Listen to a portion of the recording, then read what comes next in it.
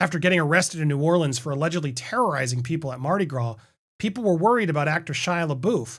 Well, he's attempting to clear the record in a new interview that's going viral, but it's only making people more worried. Welcome to Popcorn Planet. I am Andy Signore. Actor Shia LaBeouf is a fantastic actor. He's been through a lot. He's become a very polarizing figure, though, with a lot of accusations and incidents that have caused harm to others, which he has admitted. And he's attempting to air it all out in this new interview that he's done with this YouTube channel, Channel 5, with Andrew Callahan. And a lot of these clips are starting to go viral. I wanted to share them with you so you get a sense of what Shia is thinking. And I want you to tell me, what do you think? Is he a real one? Honestly, I always thought this interview he did with John Berthal, the Real Ones interview, was fantastic. It really felt like he was at a better place, a sober place, attempting to right a lot of wrongs that he had done in his life. It was a very eye-opening interview. However, now folks are getting worried that he's actually just a master manipulator, and that people are worried a tragic ending is coming. I want to share some of these clips with you to see what you guys think. Here's where he talks about the incident in New Orleans. My side is this. My behavior, bullshit. I got to deal with that. Does that mean I got to go to rehab again? I'm just not into it, bro. I don't think my answers are there. I don't. I genuinely don't. If I genuinely did, I'd go. I don't think I have a drinking problem. I think I have a different problem, and I'm gonna address it. And what's that problem? I think I have a small man complex, some kind of Napoleonic, I don't know what it is. I think it's something that has to do with anger and ego more so than my drinking. But that's where I'm at now on my journey, and I'm trying to navigate it. I'll figure it out. Again, something interesting, because he puts it all out there. He owns up to his issues. But he's trying to make it clear, look, my issue isn't alcohol. Leave me alone. Stop focusing on my sobriety. I'm fine. He adds a little bit more here. It's not nice to hurt people, ever. It's fucking lame. People got hurt, I gotta deal with that. I'm gonna deal with that. I'm gonna deal with that in full. I'll eat it all. It's on me. It's not on them. It's on me. I fucked up. It's on me. I fucked up. It's on me. Definitely. Yeah. So you take responsibility for 1000%. We're not gonna play games. Yeah. But I had a great time. Definitely. Just like partying at Mardi Gras in general? Nah, more than that. Something further than that. Something like sacred, bro. Something like, joy is sacred, bro. And I don't know, I keep talking like weird, like, cause we're camered up. So I'm thinking I gotta talk for a big audience. I'm gonna talk for me. Let's start over. Click. Start the whole interview over. Start the interview over, bro. All right, we're here. Shia LaBeouf live, New Orleans, 1 week after Fat Tuesday. How are you doing 1 through 10? Blessed. Okay, so that's a 10. It's a 10. Yeah, bro, I feel good. I mean, you know what I mean? I got shit I got to answer for, but overall, I feel good. I came out here heartbroken. I speak to you now as a man who's filling my heart up. How long? It's hard to watch at times, because I like his realness, but I also can tell he's struggling. As much as he wants to find the joy, and he's very good at saying what he is, I gotta be honest, these clips do worry me. And this is one clip particular that a lot of people worry about. Let's see what you guys think. I'll be honest with you, big gay people are scary to me. What do you mean? When I'm like standing by myself and 3 gay dudes are next to me touching my leg, I get scared. Mm-hmm. I'm sorry. If that's homophobic, then I'm that. Yeah. Does that happen a lot? No, it just happened one time. Recently?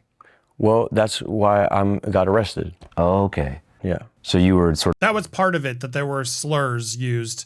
Now he's finally sort of addressing it. Of being groped and surrounded. I'm not gonna say that because my lawyer said, "Oh fuck, dude." It's okay. It's okay. It's okay. We can back up. I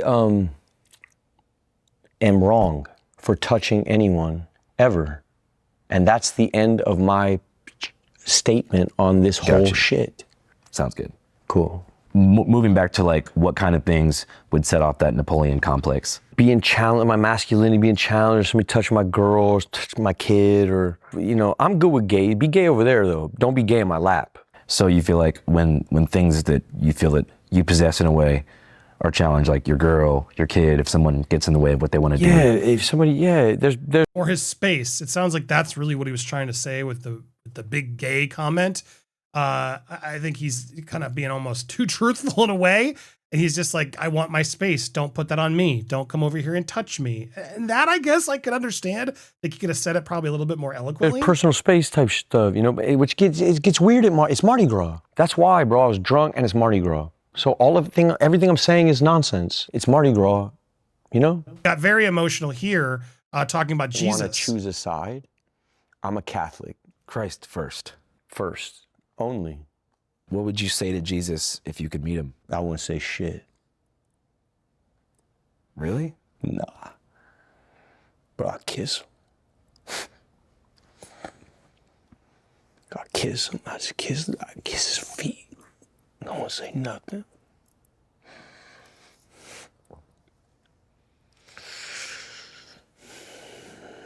Chill out with these questions, Andrew. My bad. I didn't know it was gonna make you emotional. I'm a real Catholic, bro. A real one. I just thought you had thought about it. No, I'm a real one, bro. I want to believe. It's something. Well, hey, His bro, reaction to that all was wall. fascinating too, because it's just like was this real? Was this a performance? Because that's the thing about Shia LaBeouf. He does these art installation performances. Is this all an act? Is he doing a research again? Is he? I don't know. I don't know what to Hard think enough with him. where you just go, fuck it. It's the only way, dog. That's how you find God? The rolling coaster of emotions that he's facing, it honestly just gets me worried, because when you compare it to his appearance on Hot Ones, where I want to share this, where he did open up, he felt more grounded and kind of together. I hurt that woman, you know, and in the process of doing that, I hurt many other people, and many other people before that woman. You know, I was living my life.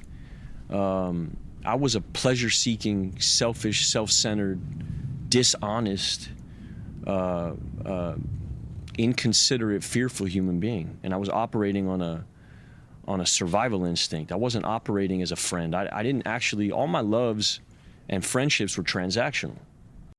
I mean, he opens up tremendously impressively on this show, but it did feel like he was more together. But I guess that's what he's struggling with. He doesn't feel happy. Now he's been charged again, and people are now speaking out, saying this is what he does. He's a master manipulator, and they're worried he's going to face this tragic ending if the boozing doesn't stop. A lot of people close to him. He's very adept at playing the role of a good guy in recovery, trying to be a better self. Sources who have been in his orbit for a year call him a master manipulator.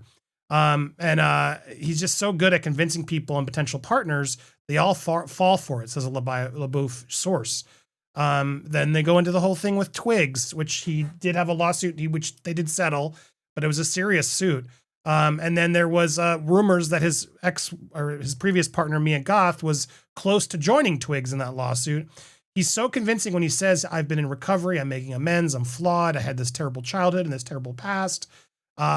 People are saying it's nonsense. This is sort of what he does, and that they do believe he needs to check into a new facility. One legal source dubbed this celebrity punishment, adding it could involve the actor simply checking into an online service.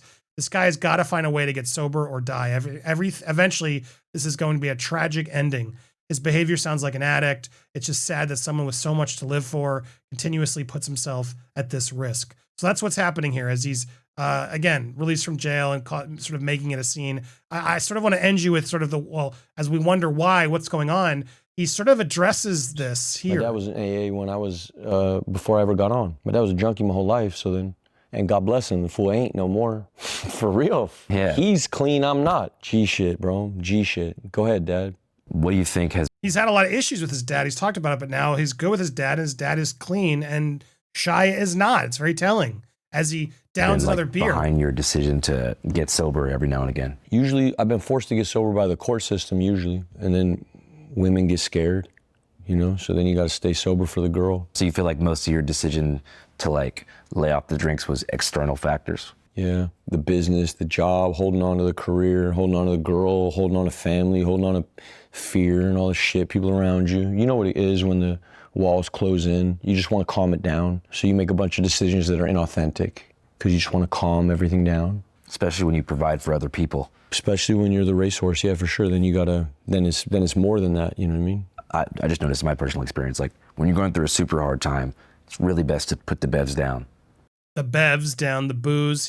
This guy's apparently met him through support groups. And so you can tell that Andrew here, and kudos to him, is attempting to try to like talk him off the ledge. Yeah. Because when you're drinking to cope with sadness, oftentimes it can spiral into something deeper. Yeah. Because you're just delaying processing of those sad feelings for a long time. And eventually you're going to get to that brick wall where you're like, I got to face this shit. Yeah. And I understand the context with which you said it, and also like the assumption one makes when a man gets divorced and is publicly sober and then publicly drunk and then fighting people in the street, getting arrested, trying to come back, trying to earn the bureaucratic Hollywood shit, trying to get back on.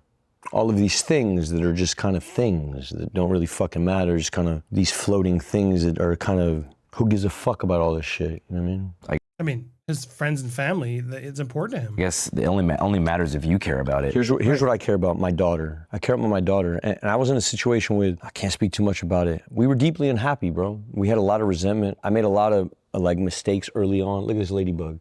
I made a lot of mistakes. Oh shit, a dead ladybug? What's that? No, she's alive. She's still alive. She's been through a little bit here. I made a lot of mistakes early on before we tried to have baby. I had violated trust in a big way. And then we tried to use program, albeit one-sided, to try to fix it, and it was impossible. And we both became very unhappy. And it's not good to be unhappy around a baby. It's not good to be unhappy around kids. It's also not good to be drunk. So that's the problem. Now, I don't know if he is around his kid. Looks like when his kid's not around, he wants to go out and he wants to party. Leave him alone. That's what this is about. What do you guys think of all this? Do you think I struggle because I do think he says some very smart and eloquent and real things.